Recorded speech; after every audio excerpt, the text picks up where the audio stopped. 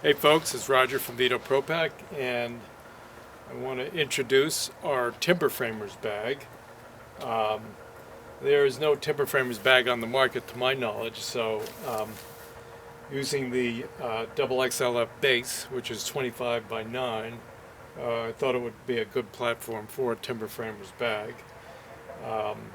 Timber Framers, as most people know, work with 6x6s, 8x8s, 4x10s, 4x12s, and it's a frame that's all joined together with a variety of joinery, mostly mortise and tendon, and they require special tools. So I'm not really a timber framer per se, but so there's not a lot of timber framer tools in here, but designing the bag within how they work and the types of tools that they use. So I'll just kind of walk through it.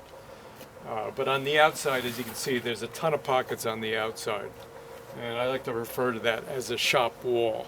So it's kind of like a shop wall in a shop, where you have all this vertical storage for quick and easy access. So we have that on the front. The front's identified by our logo, a little quick access Velcro pocket here.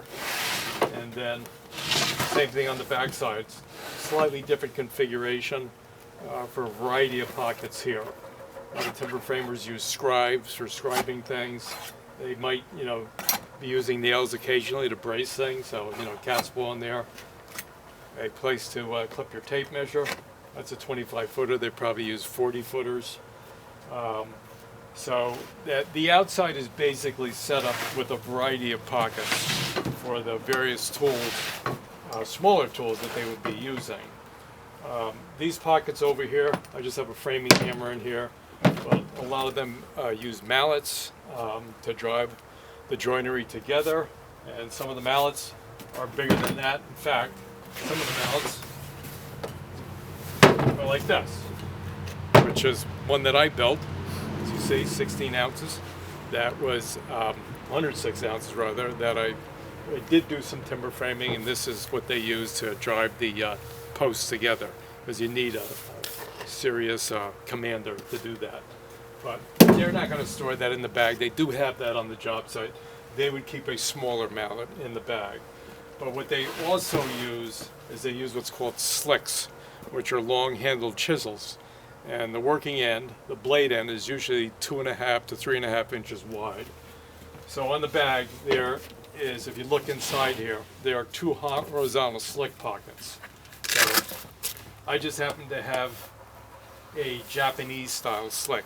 So that's about a 2-inch wide blade with a socket for a handle.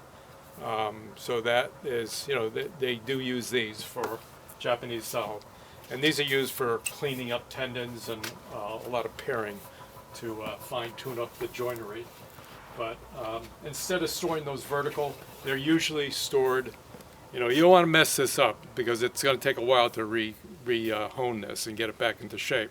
So they usually come with a little leather guard, and then it can be stored protected also in this pocket. And there are two of those pockets in the bag, and then right behind that pocket is a framing square slot. So you can store a framing square in here too. A lot of framing squares are used in timber framing. On this end, as I said, the mallet pockets, there's two of them on the inside there. One with a hammer, and one with the mallet. And then you have this bank of pockets here, which, they're called firming chisels. So they use these firming chisels for chopping out a lot of the mortises. And so there's a whole row of firming chisel pockets. And if you wanted more room, you just lift up this Velcro flap, and that whole pocket panel comes out, and a couple grommets in there. You can drive some spikes in the wall and hang it up without taking the tools off. But there's a fair amount of capacity in here. I have a handsaw, 4-foot level, a short hewing hatchet. There's a speed square down there, but it's basically designed for timber framing tools and timber framers that go out in the field and putting up what they call bends together to be able to store transport and access their tools in a bag that's designed for them.